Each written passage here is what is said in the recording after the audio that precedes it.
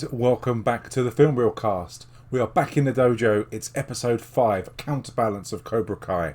Remember, I have not seen any other episodes apart from what I'm up to and what I'm actually reviewing. So I've just finished watching episode 5 and wow, what an amazing episode. So we're going to be just talking about the episode, my thoughts on it. I'll be asking questions about what you thought about it. Leave comments, subscribe and like, and really join in with the conversation. It's brilliant. And I wish more people, I want to get more people involved in watching Cobra Kai. I mean, I know it's been out for a long time, and there, as I said before, there is that certain snobbery to people who watched it on YouTube. Fair play, you watched it on YouTube, you watched it first, well done to you. But if something's good, if it's that good, surely it's worth sharing and telling other people about it and getting them involved. So this starts as every good martial arts program should start and should contain. It's the medicine, it's the key factor, it's what drives it. It's a montage, and this is a montage of Miguel. He's sparring, he's fighting, he's kicking, he's punching, he's dodging balls, dodging baseballs fired at him. He's running down muddy paths, dirt paths, he's doing press-ups, and there's foreshadowing. One really important thing, you can't have a montage without foreshadow. This has got amazing foreshadowing, and it's really good, and it finishes on a massive landscape shot of Miguel on top of this tower doing press-ups. I mean, he's focused, he's sharp, he's getting better. It's like Rocky 4 when you see them, Drago getting stronger and Rocky getting stronger. Miguel is exactly the same, and it gets you straight in the episode, gets you really involved, and it gets you really excited because you're thinking, is this the episode where Miguel finally kicks someone's ass? At the moment, anyone's ass. But will he kick someone's ass? So it's while Johnny is teaching Miguel some of his moves in the dojo, they're sparring. Aisha walks in. Of all the people, Aisha walks in. And she says, I've heard you got classes here and I want to join. Fair play to her. I mean, she's been bullied. It takes a lot of courage to walk in to the dojo and say that I want to be trained karate. Especially towards Johnny. But she's seen the results with Miguel. So Johnny doesn't want to train her. I mean, Johnny's sexist, remember? Johnny's old school. Johnny's 80s. He watches Iron Eagle. So he says, no, women are weak. Their bones are hollow. They're not meant for contact sports. And it's Miguel says she's been bullied.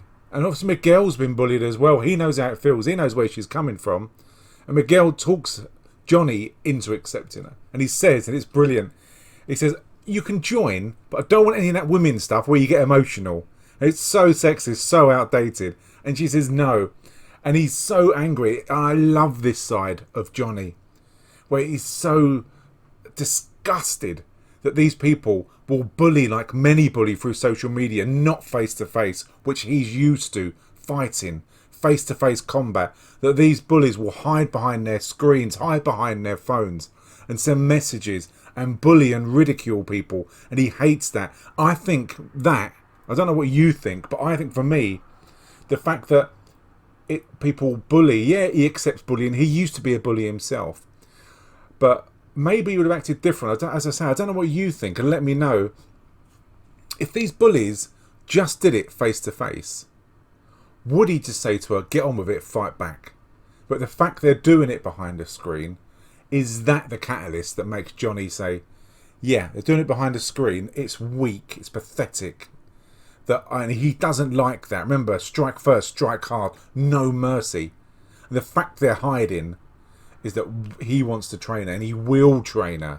So they have, to Aisha's shock, the first training session, just right away, straight away training. Miguel doesn't want to do it. Remember, he's a nice lad. He doesn't want to fight a girl. But Johnny says, go for it. Full contact, you're going for it. Miguel kicks her, puts her to the ground. Understandably, he's been in it longer.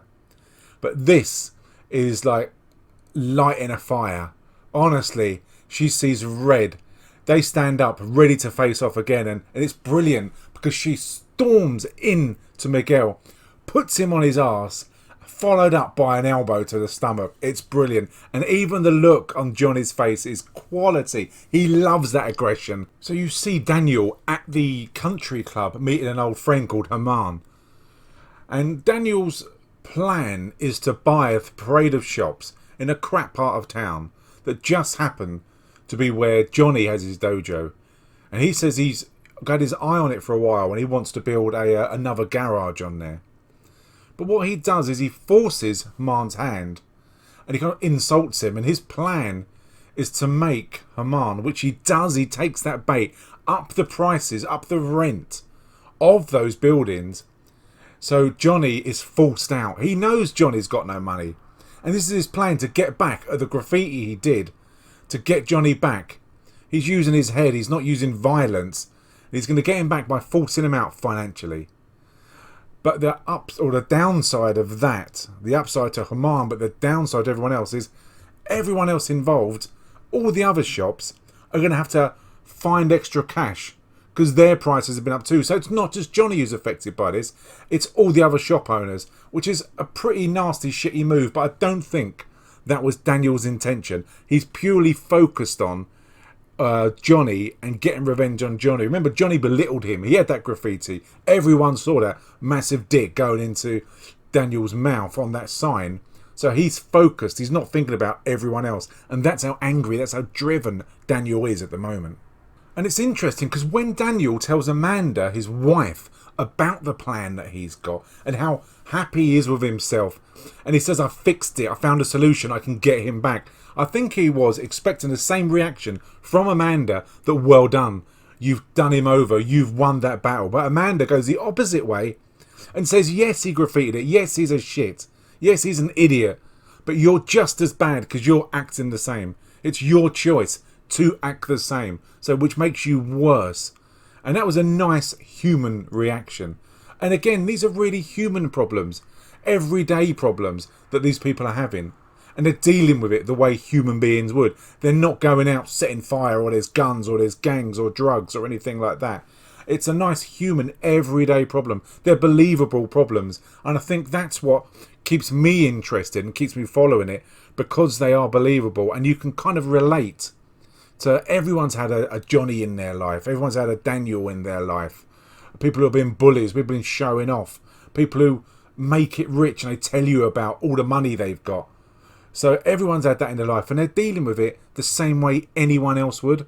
So Samantha, Daniel's daughter, has been having problems. Remember, last episode they went to the cinema. Samantha and Kyla did. She turned down Kyla's sexual assaults, which was really strange. What girl wouldn't want some freak's hand put up her skirt in front of everyone at the cinema? Surely that's what every girl wants. She turned him down, and she did, I swear she did, some kind of move on him and put Kyla in his place in the seat and embarrassed him. Because of that, he's gone away and told everyone, and he's a sick little man, that everyone that Samantha pleasured him, fellatioed him, probably in the cinema. And that's the rumour going round. And when Samantha goes into the canteen, everyone looks at her. No one wants to be a friend. She even walks over to Aisha, and Aisha rightfully says, you're joking. How long is your memory? I was bullied. We used to be friends and you did nothing. And good for her. Because that's the way she should act. That's the way anyone would act. She shit on her friend for a long time. A friend who was a good friend, a loyal friend. Everything that Yasmin and Moon aren't is what Aisha is. And thankfully she said no. Even though there was spaces at the table, she said no, everything's full. Just go away, I'm not interested. You may have forgotten how much it hurts, but I haven't.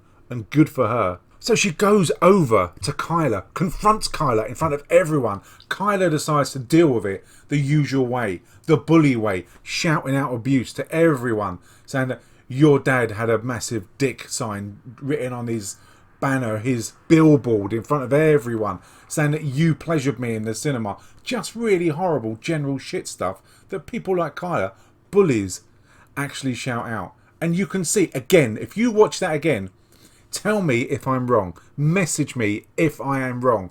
But you see Samantha get into, her hands go like that. She starts to get into a stance, a karate bladed stance, which is brilliant. And then Miguel walks in. And remember, this is a Miguel unlike 2 episodes ago. This is a Miguel who's confident. This is a Miguel who's sparred, who's doing press-ups, who's going running. Remember, foreshadow, folks. Foreshadow is the key word of any montage. I've said that. So he walks over to Kyla, calls him an arsehole, and he's right, 100% right. Kyla's being an arsehole, but Kyla has got his band of merry idiots behind him, and thinks they've got his back. So Kyler starts pushing Miguel around. I mean, fair play, Miguel doesn't react to being pushed to start with, but I think it's because he knows what he's got in his locker. Remember, he's been training now, he's really, really sharp. This is the moment that he's waited for, to step up to the plate. After what happened in the locker rooms when he got his ass kicked, this is revenge. This is what it's all about. And he takes the ball by both hands. He kicks the ass of Kyler. He kicks the ass of his friends in front of everyone. He's punching, kicking, throwing. There's also that bit, again, when I said the foreshadow, where he gets put in a headlock, exactly the same headlock that Johnny got him in, and Kyler gets him in that headlock, and Miguel gets out of it. Remember I said foreshadow is the name of the game, and he gets out of it, and he punches him in the ribs, and he kicks him in the face, and he puts him to the deck. This is sweet revenge. This is almost as good as if Samantha did it herself. The choreography is great. Remember Marvel's Iron Fist? This wipes the floor with that. I know the bar isn't raised very high because that was a letdown, but this is brilliant. I tell you, it's so good. And like the millennials they all are, rather than stepping in, breaking it up, helping, they're videoing it. They've all got their phones out and they're videoing it. Next I want to see Samantha kick Yasmin's ass, Moon's ass, or even better, Aisha and Samantha team up and they kick their asses. It's so good. Where it's going to go from here, I don't know. What's Kyler going to do? What's his reaction going to be? Is Samantha now going to team up with Aisha and they're going to be friends again? I mean, I honestly don't know where it's going to go. I don't know what the reaction is going to be from the whole school against Kyler and what he's going to be ostracised. No one's going to be friends with him. It's uploaded on the internet straight away in seconds. Everyone's going to see it. It's going to go viral. What's going to happen, I don't know. But it was an amazing fight. And it was great to see Kyler get his ass kicked by Miguel. Go Miguel. I am team Miguel at the moment. But will that change? Will Miguel turn into a bad guy because of this? Will the hype get to him? I mean, the lovely, humble person he is at the moment. It'll be interesting to see whether this changes him as a person. Remember, he's number one now. Everyone wants to be his mate. And I'm so pleased for him. It's brilliant. And we've also got Robbie. Poor old Robbie. Remember, his mum, for want of a better word, well, no, let's forget all want of a better word. She's a slag. She puts it about. She goes to bars. She picks men up. She's not interested in being a mother. She's interested in being a lover. Yes, that is corny, but that is a fact. That is true. And she brings someone home. And poor old Robbie has got to lay there in the lounge and listen to his mum having sex. Is there anything worse than a son or daughter listening, walking in and catching their parents at it? It's disgusting. You get to a certain age where you think, oh, parents don't do it. My mum and dad don't do it. They've never done it. It's like Kevin and Perry. But yes, he has got to listen to that. Poor lad. So I'm really feeling it for Robbie. He's not had a dad for so many years. He's had to live with his mum, who's a complete tart. And mum drops the line that your dad came over and your dad thought it might be a good idea that you could live with him. This brings up real hopes for Robbie. Robbie's quite excited that his dad has shown an interest, that maybe he can live with his dad. He's seen the poster, he's seen the karate, and I think he will be interested. So there's a lovely scene where Miguel goes to see Johnny and tells him that he kicked 4 people's asses. The reaction he gets is one that I would expect. Johnny is over the moon. Johnny is so excited. You showed no mercy. You strike first. It was hard. You won. You embarrassed them. You beat the bullies. And as a reward for that, it's lovely. Johnny takes him outside and gives him his gi, his first karate outfit, I think from 1982, when he started to learn karate. It's got the Cobra Kai brand on the back. And it's so nice. It's, as of yet, it is the nicest thing that Johnny has actually done. And it's a lovely human side. He hasn't got a son. And remember, he's had those moments where he's longed for Miguel. You got the ice cream moment where he's watching the father and son, and he hasn't had that in his life. And he's adopting Miguel as a son figure, and he's acting more like a father figure for him, watching out. But Robbie comes along, unbeknown to him, and sees them embrace and sees him giving Miguel, the gi, the karate outfit, and he's heartbroken, he's jealous. That should have been for him. That was rightfully mine. And he's got a point. And I feel for Robbie because Johnny wasn't there. Daddy wasn't there to change his underwear, as Austin Powers once said. But Johnny wasn't there. And he should be concentrating on Robbie. But it's so difficult. There's so much going on. The dynamics. His mind's being poisoned. Robbie's mind's being poisoned with Laura, his mum, against his dad. So I think the further away he gets from his mum, things may start to improve. I really don't know. In the next episode they might do. I honestly don't know where it's going to go. But it's a lovely scene where Daniel is obviously feeling the pressure. He's making the wrong decisions. Amanda, his wife, is telling him, this isn't you. You're acting differently since Johnny came onto the scene and since that Cobra Kai dojo opened. So he goes to Mr. Miyagi's grave and he tends to the grave. He's got a lovely bonsai tree there. And he says, and it's really, really nice. And again, it's really human. It's a moment we'd all do. You can relate to so many storylines in this so far. That he says to Mr. Miyagi, you always had the answers to any situation. You always told me what to do. And it was the right answer. Which is lovely. That he doesn't know what to do. And it's a real humbling moment for Daniel.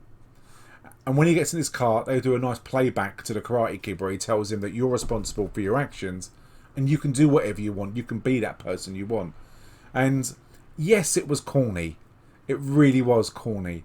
But for me, I lapped it up. The nostalgia came back of the original Karate Kid and it was a winner for me. I thought it was a really nice scene. The panpipes were back. The music was there. And Mr. Miyagi and Daniel and the relationship they had. All those feelings and memories came flooding back. And for me, it was corny, but it was a good scene. So Johnny gets back to his dojo and to his pure delight finds loads of kids, hordes of children, boys and girls outside his dojo. These children are the typical high school geeks that are prone to being bullied. And they've seen what Johnny can do. They've seen firsthand what Miguel can do to 4 people. Not just one, but 4 people, what he can do. So they want to have part of that.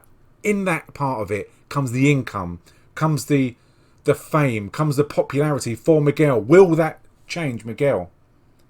You know, the whole school witnessed him kicking 4 people's asses. And not just any 4, Kyla's. So is this going to have an effect on Miguel? I really don't know. What effects also is this going to have on Kyla? Is he going to try and join Johnny's dojo? Will he let him join the dojo? I mean, I really don't know where it can go from here. But things are going to change because Johnny's going to have more income with lots more people there. And how is that going to change Johnny? You know, at the moment he's pretty grounded because he hasn't had the chance to succeed. But is he going to poison loads of kids' minds into being crease and changing all of these kids who are nice kids who are pretty vulnerable to being bullied into becoming bullies? Is that the direction it's going to go? I really honestly don't know. It'll be so interesting to see. But it's brilliant to see Johnny have some kind of success. So you next see Robbie at the LaRusso garage. And Robbie somehow has managed to get a job as like a cleaner, maintenance man at the garage. I don't know what his motives are for getting this job. Is it that he's seen his dad embracing Miguel, so he wants to then join Team LaRusso? Or he wants to be a spy and take Daniel down and his company to get favour from his dad. I honestly don't know why he would do this and what his motives are. He's playing a game somewhere because it's Robbie and that's what he does. But I don't know whether it's to gain favour for his dad and to see, or to say that, look what I'm doing, I can get the information. Or, again, to piss his dad off and partner up, to pair up with Daniel. Remember, Daniel's son Anthony is a little fat kid who's not interested in sports, unless it's like EA Sports on the Xbox or the PS4. He's not interested. So is he going to become also, I don't know, like a father-son figure where he knows that about Daniel. Everyone knows Daniel is the All Valley champion.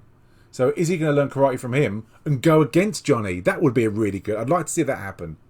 So you've got the Miguel Robbie fight, the rivalry there, which will also match the Johnny and Daniel LaRusso rivalry. That would be a really good way to go. But as I say, I've not seen the next episode, so I don't know.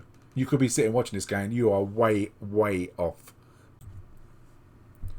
So it ends with Daniel clearing out the garage utility room, and he turns it back into a dojo. Remember, you saw him training Samantha there when I did a flashback a couple of episodes ago.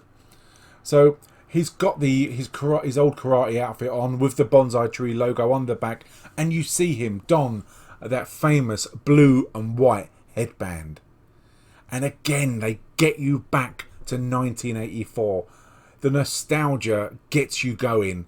It's brilliant. And he seems really focused. He seems pissed off. He seems angry. And I don't know if this is... he's going to use his karate rather than sneaky games like he said, like he's doing with Haman, that his wife pointed out that you've turned into a shit and this isn't you.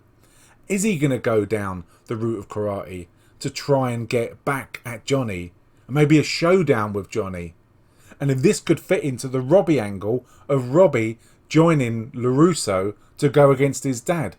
I honestly don't know where it's going to go. But the ending, it's like an episode of 24 when it was good. That every episode at the end of it leaves you wanting more. And until I do this review, I can't give you more. I don't know more. But it's a brilliant episode and I just love it. And again, Miguel kicks someone's ass at last. And where it's going to go, I want to see Samantha kicking Yasmin and Moon's ass. And if not her, I want to see Aisha doing it. There's so many scenarios that could play out, which would just be amazing.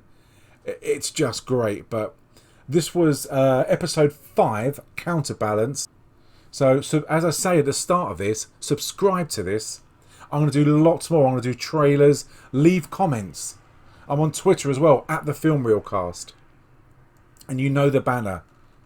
That's the one there.